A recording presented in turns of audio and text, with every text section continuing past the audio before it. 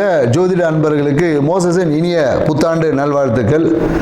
இந்த ஆங்கில புத்தாண்டு பார்த்தீங்கன்னா வியாழக்கிழமை ரோகிணி நட்சத்திரம் பிறக்குது. ஸோ இந்த புத்தாண்டு எப்படி இருக்கும் அப்படின்றத சும்மா ஒரு அனலைஸ் பண்ணுவோம். ஏன்னா இந்த புத்தாண்டு பார்த்தீங்கன்னா 1/1/2026 இது மொத்த கூட்டுத்தொகை பார்த்தீங்கன்னு வச்சுக்கிங்களேன் 3ஆம் நம்பர்.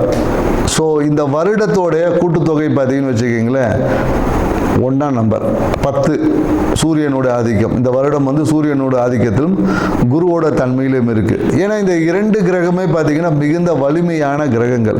ஒன்று ஆன்மீகத்தில் மிக உச்சமானது, இன்னொன்று பார்த்தீங்கன்னா அரசியலில் உச்சம். ஸோ அப்போ இந்த அரசியலுக்கும் ஆன்மீகத்துக்கும் ஒரு மிகப்பெரிய ஒரு போட்டி என்பது இருக்கும். அதே போல் என்னன்னாக்கா அரசியல் ஆன்மீக அரசியல் என்பதும் இந்த காலகட்டத்தில் மக்கள்கிட்ட வந்து கொஞ்சம் சிறப்பாக இருக்கும்னு சொல்ல முடியும். அந்த ஆன்மீகத்தால் நிறைய பிரச்சனைகளும் அரசாங்கத்துக்கு இருக்கும். ஆன்மீகம் சார்ந்த விஷயங்களில் நிறைய குழப்பங்கள், தேவையற்ற பிரச்சனைகளும் இந்த காலகட்டத்தில் இருக்கக்கூடிய ஒரு காலகட்டமாக. ஏன்னா ரோகிணி நட்சத்திரம் சந்திரனோட நட்சத்திரம் சுயசாரத்தில் இந்த வருடம் பிறப்பதனால விவசாயம் என்பது இந்த காலகட்டத்தில் ரொம்ப சிறப்பாக இருக்குன்னு சொல்ல முடியும். விவசாயம் மிக சிறப்பாக இருக்கும். குறிப்பாக என்னென்னாக்கா குழந்தைகளோட நலனை பேணி காப்பதற்காக இல்லை குழந்தைகளோட வெல்ஃபேருக்காக புதிய சட்டங்கள் எல்லாமே வரும். இந்த காலகட்டத்தில் என்னென்னாக்கா அரசாங்கத்தில் பார்த்தீங்கன்னா அதுவும் என்ன மத்திய மாநில அரசாங்கம் இரண்டும் ஒன்று இணைந்து குழந்தைகளுடைய மேம்பாட்டுக்காக ஏதாவது ஸ்கீம்ஸ் குழந்தைகள் ஏற்கனவே ஜெயலலிதா அம்மா பீரியடில் தொட்டில் குழந்தை திட்டம் மாதிரி இந்த காலகட்டத்தில் குழந்தைகள் எதிர்கால நலன் பாதுகாப்புக்காக சில சட்டங்களை உருவாக்கக்கூடிய வாய்ப்புகள் இருக்கு. ஏன்னா காஸ்மெட்டிக் திங்ஸ்ல ஏதாவது ஒரு பிரச்சனைகளை சந்திச்சு காஸ்மெட்டிக் திங்ஸ்க்கு ஒரு ரெகுலேட்டர் ஆக்ட் ஏதாவது வரும். ஏன்னா நிறைய பார்த்தீங்கன்னா இந்த ரசாயன கலப்பால நிறைய பிரச்சனைகளை உருவாக்கக்கூடியது. அதனால என்னன்னாக்கா நிறைய பேருக்கு இந்த ஹியூமினிட்டி டெஃபிஷியன்சி வரக்கூடிய வாய்ப்பு இருக்கு. ரசாயன கலப்பால நிறைய பாடியில் பார்த்தீங்கன்னா விஷத்தன்மைகள் வந்து அதிகரிக்கக்கூடிய வாய்ப்பு. அதனால என்னன்னாக்கா இந்த காலகட்டத்தில் காஸ்மெட்டிக் திங்ஸ்ல கொஞ்சம் கவனம் தேவை. மருந்து சார்ந்த விஷயத்தில் அந்த ரசாயன கலப்புகள் அதிகமாக அந்த விஷத்தன்மை, அதாவது குறிப்பாக என்னன்னாக்கா அந்த ஹியூமினிட்டி சார்ந்த விஷயம் சொல்லுவாங்கள்ல, ஊட்டச்சத்து மருந்துகள் இல்லை நமக்கு இம்யூனிட்டி அதிகமாக்கக்கூடிய விஷயங்களில் பார்த்தீங்கன்னா ஏதாவது ஒரு ரசாயன கலப்பால் சில பாதிப்புகள் எல்லாமே உருவாகும். அதனால் அதை ரெகுலேட்டர் பண்ணக்கூடிய சில விஷயங்கள் குறிப்பாக தமிழ்நாட்டில் கண்டிப்பாக இந்த மருந்து கட்டுப்பாட்டுக்காக ஒரு வாரியம் இல்லை அதுக்கான ஒரு சிறப்பு விஷயங்கள் அமைவதற்கான வாய்ப்பு இருக்குது. மேலும் பார்த்தீங்கன்னா இந்த காலகட்டத்தில் என்னன்னாக்கா ஏதாவது ஒரு ரயில் விபத்துக்கள் மாதத்தில் பார்த்தீங்கன்னா ஒரு ஏப்ரல் மே மாதத்தில் ஏதாவது ஒரு ரயில் விபத்துக்கள் சந்திக்கிற வாய்ப்பு இருக்குது.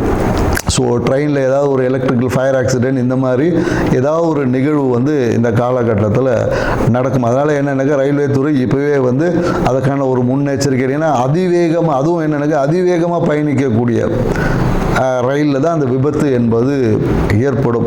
ஸோ மேலும் என்னென்னாக்கா நிறைய இந்த காலத்தில் பிஸ்னஸ் முதலீடுகள் வரும்.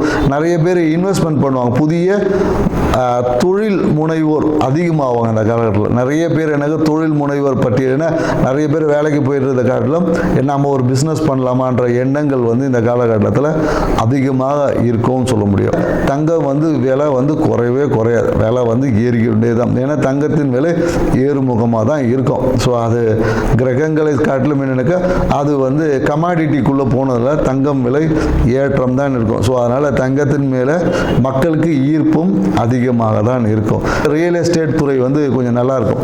ரியல் எஸ்டேட் துறையில் வந்து மத்திய மாநில அரசுகளுமே அதில் இருக்கக்கூடிய அந்த ரெஸ்ட்ரிக்ஷன்ஸை வந்து கொஞ்சம் குறைத்து இந்த கட்டுமான துறை ரியல் எஸ்டேட் துறையில் வந்து ஒரு வளர்ச்சியான ஒரு பாதை என்பது இருக்கும். டெக்னாலஜி வளர வளர அதை அழிக்கக்கூடிய ஆற்றல், அதனால் பிரச்சனைகளை மக்கள் சந்திக்கக்கூடிய விஷயமும் இருக்கும். பிரச்சனையும் இருக்குது டெக்னாலஜியில் பார்த்தீங்கன்னா நிறைய. ஏன்னா இப்போவே பார்த்தீங்கன்னா டெக்னாலஜியில் வந்து ஆதார் கார்டை கொடுத்தா ஆட்டையை போட்டுறாங்களே, அது மாதிரி வந்து வளர்ச்சியும் ஒரு சைடு இருக்கும். அதில் இருக்கக்கூடிய பிரச்சனைகளை கையாளுவதில் அரசாங்கம் வந்து ரொம்ப திணறும். ஸோ அதனால் ஏன்னா நிறைய இந்த ஏடிஎம் கார்டு ஹேக்கிங் இந்த மாதிரியான நிறைய இந்த ஃப்ராடு திங்ஸ் வந்து இன்னும் வளர்ச்சி அடையும். அதை கட்டுப்படுத்துவதற்கு அரசாங்கம் நிறைய ரெகுலேட்டரி போட்டாலும் ஆனால் அந்த விஷயங்களை கட்டுப்படுத்த முடியாமல் அரசு சார்ந்த துறை வந்து ஏதாவது ஒரு சுணக்கமான விஷயம் கண்டிப்பாக இருக்கும். ஆண் குழந்தைகளின் பிறப்பு விகிதம் கொஞ்சம் அதிகமாக இருக்கும். ஆண் குழந்தை குழந்தைகள் இந்த வருடத்தில் அதிகமாக பிறப்பாங்க. இந்த புத்தாண்டு என்பது மக்களுக்கு வந்து ஒரு வளர்ச்சியை கொடுத்தாலும் பொருளாதார புழக்கத்தை ஏற்படுத்தினாலும் எல்லாமே கடன் வாங்கி போகக்கூடிய விஷயமா தான் இருக்கு. ஸோ அதனால மக்கள் தங்களுடைய கையிருப்புக்கு ஏற்ற மாதிரி கடன் வாங்கி உங்களுடைய வாழ்க்கையை அமைச்சுக்குங்க. இந்த புத்தாண்டு ஒவ்வொரு ராசிக்கும் என்ன மாதிரியான பலன்களை கொடுக்க போகுதுன்றத ஒவ்வொரு ராசியை போவோம். வாங்க வீடியோக்குள்ள போகலாம். சிம்ம ராசி அன்பர்களுக்கு மோசஸின் இனிய ஆங்கில புத்தாண்டு நல்வாழ்த்துக்களுடன் இந்த 2026 என்ன மாதிரியான பலன்களை கொடுக்க போகுது சிம்ம ராசிக்கு, எங்கெங்கெல்லாம் அதிர்ஷ்ட வாய்ப்புலாம் இருக்குது, அதை தான் இப்போ நம்ம பார்க்க போகிறோம். ஸோ இந்த அதிர்ஷ்ட வாய்ப்புகள், ஏன்னா இந்த காலகட்டம் என்னென்ன சிம்ம ராசிக்காரங்க ஆசைப்பட்ட சொல்லுவாங்க இல்லையா, ஆசைப்பட்ட எல்லாத்தையும் காசு இருந்தால் வாங்கலாம் அப்படின்ற மாதிரி அம்மா வாங்க முடியாதுன்னு சொல்லுவாங்க. ஆனால் நீங்கள் இந்த காலகட்டத்தில் ஆசைப்பட்டு எல்லாத்தையும் வாங்குவீங்க. அம்மாவுடைய ஆசீர்வாதத்தோட அம்மாக்கிட்டேயும் காசு வாங்குவீங்க. அம்மாவுடைய பணமும் உங்களுக்கு கிடைக்க போகிற ஒரு ஆண்டு தான் இது. அம்மா மூலயமாக வீட்டின் மூலயமாக வருமானம், சொத்தின் மூலயமாக வருமானம், இது எல்லாமே எதெல்லாம் உங்ககிட்ட இருக்குது அதன் மூலயமெல்லாம் காசு வரப்போகுதுங்க உங்களுக்கு. அப்புறம் என்னங்க இருக்குது இதுக்கு மேலே என்ன, இந்த ஆண்டு வேறு இதுக்கு மேலே என்ன பண்ணோம்? ஸோ இந்த காலகட்டத்தில் நீங்கள் என்ன பண்ண போகிறீங்கன்னா, உங்களுக்கு பேச்சில் ரொம்ப சூப்பராக பேச போகிறீங்க. உங்களோட பேச்சை பார்த்தே பல கட்சிக்காரங்க உங்களை கூடுவாங்க. அரசியலில் நீங்கள் இருந்தீங்கன்னா எப்போ அவரை கூடுப்பா, அவர் பேசினா சூப்பராக இருக்குது. ஏன்னா நீங்கள் உங்களோட பேச்சில் வந்து அந்த ஸ்ட்ராட்டஜி இருக்கும். ஸ்ட்ராட்டஜிக்கல் ஸ்பீச் அப்படி என்பது சிம்மராசியோட ஒரு பொக்கிஷம். அந்த ஸ்ட்ராட்டஜிக்கலாக நீங்கள் பேசக்கூடிய அந்த விஷயங்கள் எல்லாம் மக்களை கவரக்கூடியதாக இருக்கும். ஸோ இந்த காலகட்டத்தில் என்னென்னாக்கா நிறைய பேர் வீடு கட்டி வீடு வாடகை கூட்டு வீட்டின் மூலமாக வருமானத்தை ஈட்டக்கூடிய ஒரு ஆண்டு. நிறைய பேருக்கு வாடகை விட்டு வருமானம் பண்ணுவாங்க. அப்போ வாடகை விடுறதுக்கு வீடு வேணும்ல, அப்போ அந்த வீடு அமையும். மனம் பார்த்தீங்கன்னா எப்போதும் இந்த மாதிரியான விஷயங்கள் செயல்படும். ஓகே வீடை கட்டுவோம், இதை பண்ணுவோம், அதை பண்ணுவோம் அப்படின்னு சொல்லி ஏதோ ஒரு விஷயங்கள் ஈடுபட்டு கொண்டே இருக்கும். வாழ்க்கையின் உச்சத்தை அடைவோம். ஏன்னா 7ல் ராகு பகவான் இருக்கார். இங்கே தான் கொஞ்சம் நேரம் ஃப்ரெண்ட்ஸ் வந்து ஊசிப்பேத்தி விடுவான். நண்பர்கள்கிட்ட கொஞ்சம் கவனமாக இருக்கணும். ஏன்னா எல்லாரும் உங்களை ஊசிப்பேத்தி விட்டுட்டு அவன் வேலையை பார்க்க போயிடுவான். நீங்கள் போய்ட்டு அப்படியே ஒரு மயக்கத்தில் இருந்தீங்கன்னா அப்புறம் இந்த ஆண்டு முடிஞ்சிடும். ஸோ அதனால் இந்த ஆண்டை நீங்கள் விழிப்பாக இருந்தீங்கன்னா அதிர்ஷ்டத்தை அள்ள போகிறீங்கன்னு சொல்ல முடியும். நிறைய பேர் என்னென்னாக்கா இந்த காலகட்டத்தில் என்னென்னாக்கா உங்களோட முதலீடுகளில் கொண்டு தொழிலை தொடங்க போகிறோம். ஏற்கனவே எங்கேயா போட்டு வச்சுருப்பீங்க. ஸோ அந்த முதலீடுகள் வெளிநாட்டில் போய் தொழில் தொடங்கக்கூடிய வாய்ப்பும் இருக்குது. உங்களோட பிரான்ச்சை வெளிநாட்டில் ஓப்பன் பண்ணக்கூடிய, ஒரு வெளியூரில் ஓப்பன் பண்ணக்கூடிய வாய்ப்பு இருக்குது. ஸோ நிறைய பேர் என்னக்கா தொழில் என்பது விரயம் ஆகணும். தொழிலுக்காக விரயம் என்பது இருக்குது. தொழிலே விரயமாகாது. அப்போ என்னென்னாக்கா நீங்கள் அதையே, அதாவது என்னென்னா டெய்லி மூவ் ஆகக்கூடிய ஒரு பொருளை நீங்கள் வியாபாரமாக பண்ணி பாருங்கள். டெய்லி இன்ட்ரா ட்ரேடிங்னு, இப்போ நீங்கள் ஷேர் மார்க்கெட்டில் இருக்குன்னா டெய்லி இன்ட்ரா ட்ரேடிங் இருக்குல்ல, டெய்லி ஷேர் வாங்கி விற்கிறது, இந்த மாதிரியான விஷயங்கள் குறைந்த அளவு முதலீடு பண்ணணும். அதிகமாக பண்ணணும். ஏன்னா 7ல் ராகு இருக்குது, பேராசையை தூண்டும். நீங்கள் பண்ணிவிட்டு நாளைக்கே 100 கோடி அடிச்சிடலாம்லாம் சொல்லும். ஆனால் அப்படிலாம் செய்யக்கூடாது. புரியுதுங்களா? உங்கள் கையிருப்பில் எவ்வளோ இருக்கோ அதில் 5% அவ்வளோதான். 1 லட்ச ரூபா வச்சுருக்கீங்களா, 5000 ரூபா முதலீட்டில் தான் நீங்கள் ஷேர் மார்க்கெட் பண்ணணும். அப்படி பண்ணிங்கன்னா தான் உங்களுக்கு அது பெரிய லாபத்தை பெற்று தரும். 1 லட்ச ரூபா இருக்குது, 1 லட்ச ரூபா போட்டிங்கன்னா 10 லட்ச ரூபா ட்ரேட் பண்ணலான்னு பண்ணிங்கன்னா அதுக்கப்புறம் நீங்கள் போட்ட காசு எங்கே இருக்குன்னு தடவிட்டு தான் தேடி பார்க்கணும். ஸோ அதனால் ஏன்னா 7ல் இருக்கிற ராகு பவன் பேராசையை தூண்டுற நண்பர்லாம் உசுப்பேற்றி விட்டு உங்களை வேடிக்கை பார்ப்பாங்க. ஸோ அதனால் என்னென்னாக்கா யாரோடைய பேச்சு காதில் கேட்காம உங்களுக்கு தோணுது, உங்கள் மனதில் தோணிய விஷயங்களை மட்டும் செஞ்சு பாருங்க. ஏன்னா இந்த காலகட்டத்தில் மனசில் நிறைய ஆன்மீக சிந்தனைகள் தோண்டும். ஆன்மீக உங்கள் குலதெய்வத்தை அருளால் நிறைய அபரிவிதமான நன்மை கிடைக்க போகுது. நீங்கள் எனக்குலாம் இதெல்லாம் கிடைச்சா நல்லாயிருக்கும்னு நினச்சது எல்லாமே கிடைக்க போகுதுங்க.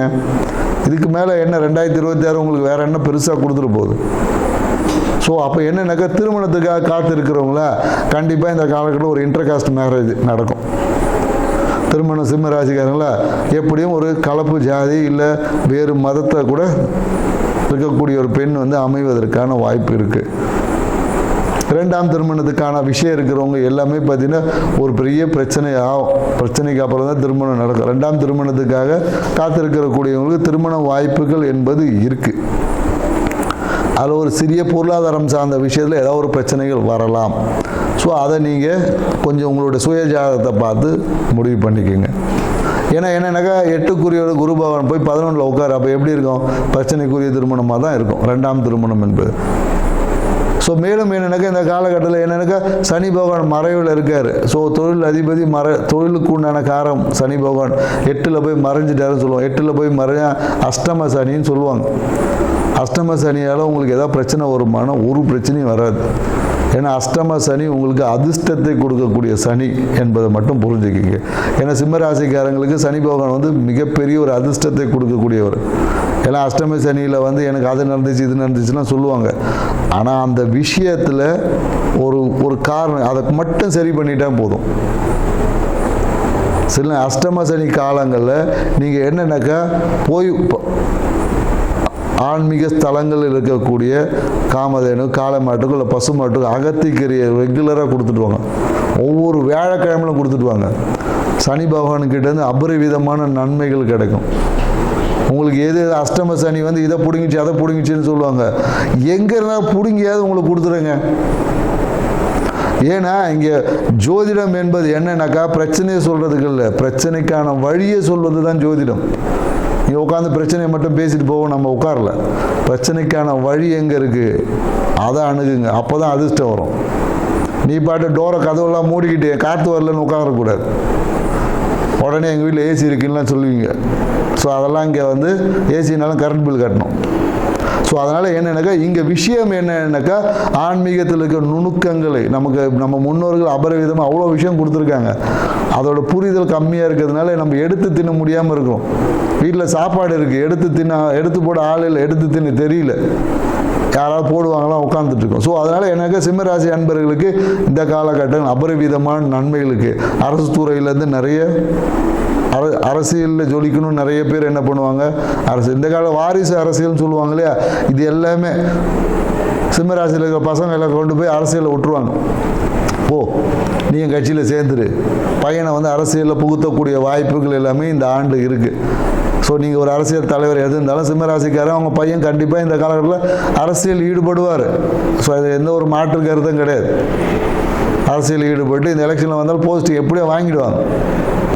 ஆனால் அதே மாதிரி தான் சிம்ம ராசி இந்த காலகட்டத்தில் பார்த்தீங்கன்னா எப்படியும் உதய சூரியன் உதிக்கும். சிம்ம ராசியில் இருக்கக்கூடிய உதய சூரியன் உதிக்கும் என்ற தகவலோட இந்த 2026ஆம் ஆண்டு உங்கள் வாழ்வில் அற்புதங்களை கொடுக்கக்கூடிய ஆண்டு அமைய சிவாலயங்கள் இருக்கிற இல்லை ஆன்மீக ஸ்தலங்கள் இருக்கக்கூடிய காமதேனுக்கு இல்லை பசுமாட்டு காளை மாட்டுக்கு அகத்திக்கரியை கொடுத்து உங்கள் வாழ்க்கையை அதிர்ஷ்டமாக தான் மாற்றிக்கங்க. நன்றி, வணக்கம்.